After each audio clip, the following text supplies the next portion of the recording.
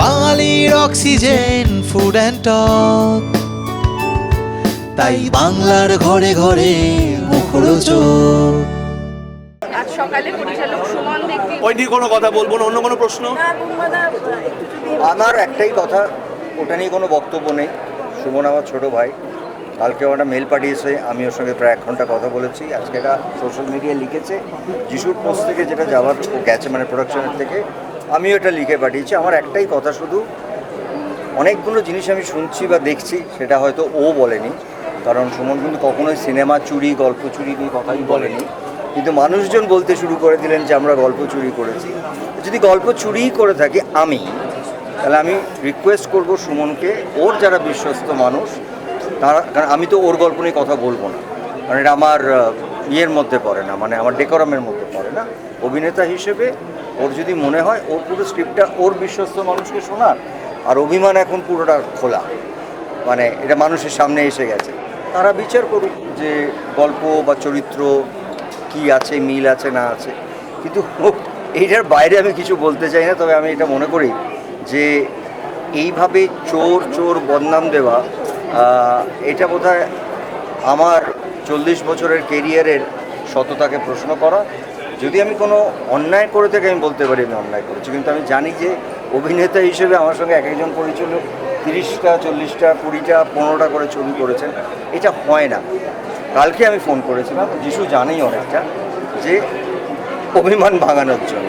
অভিমান আমাদের হয়, ক্রিয়েটিভ মানুষের অভিমান হবে, কিন্তু আমি ভাবিনি যে এটাকে এরমভাবে পাব। এবং সারাদিনে দেখলাম যে যে অভিযোগটা সুমন করেনি, সেই অভিযোগটাই লেখালেখি আরম্ভ হয়ে গেল, যেটা মনে হচ্ছে গল্প চুরি করেছি আমি অভিনেতা একজন।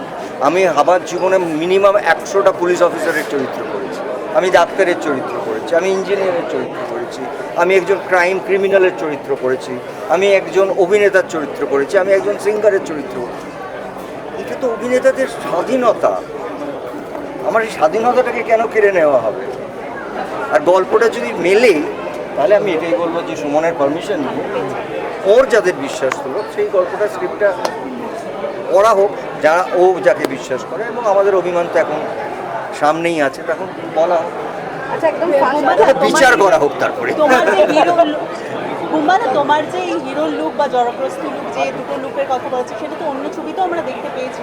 সেইটা তোমরা বলো, কারণ তোমরা তো আমাকে চোর বলছো, মানে বুম্বাদা চুরি করেছে বলছো, তো আমি কি চুরি করব?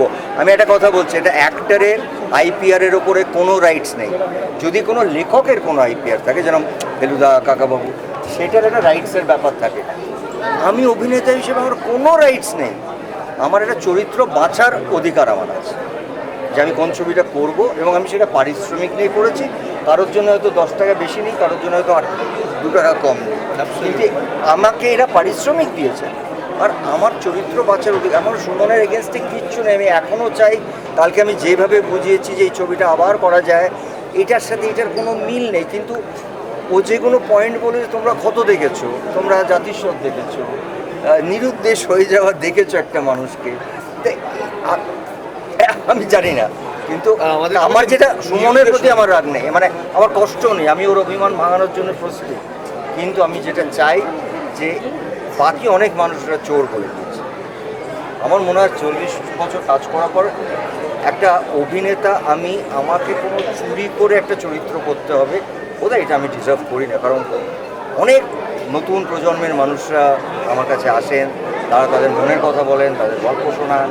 এবার তাদের মধ্যে প্রশ্ন যাচ্ছে যে আমি তাদের চরিত্র বা গল্প চুরি করব, আমি গল্প চুরি করে কী করব, কোথায় যাব, কেন করব? কারণ আমি প্রডিউসারও নই, ডিরেক্টরও নই, মেকারও নই, আমি একজন অভিনেতা। হ্যাঁ, অভিনেতা হিসেবে আমার স্বাধীনতা আছে, যে কোনো অভিনেতা স্বাধীনতা আছে বাঁচার, যে আমি এই ছবিটা করব। তাহলে কি অভিমানের হাত ধরে অভিমানটা রয়ে গেল?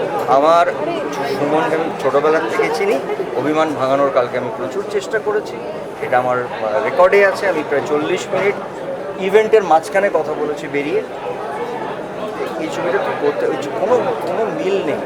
তো কিছু কিছু চরিত্র হয়, কিছু কিছু মানুষ ভাবেন তার সঙ্গে কোথাও 1 ইঞ্চি 2 ইঞ্চি মেলে, এটা সারা পৃথিবীতে হয়। তার জন্য আমি তো বলছি, আবার বলছি, আমি চ্যালেঞ্জ করছি, যদি কোনো কারণে ওর গল্প বা ওর স্ক্রিপ্টের সঙ্গে ওদের অভিমান ছবি, মানে আমাদের অভিমান, ওর ছবিটাও আমার ছবি, যদি ভবিষ্যতেও কোনোদিন করে, এরকম তো আমি বলিনি করবো না।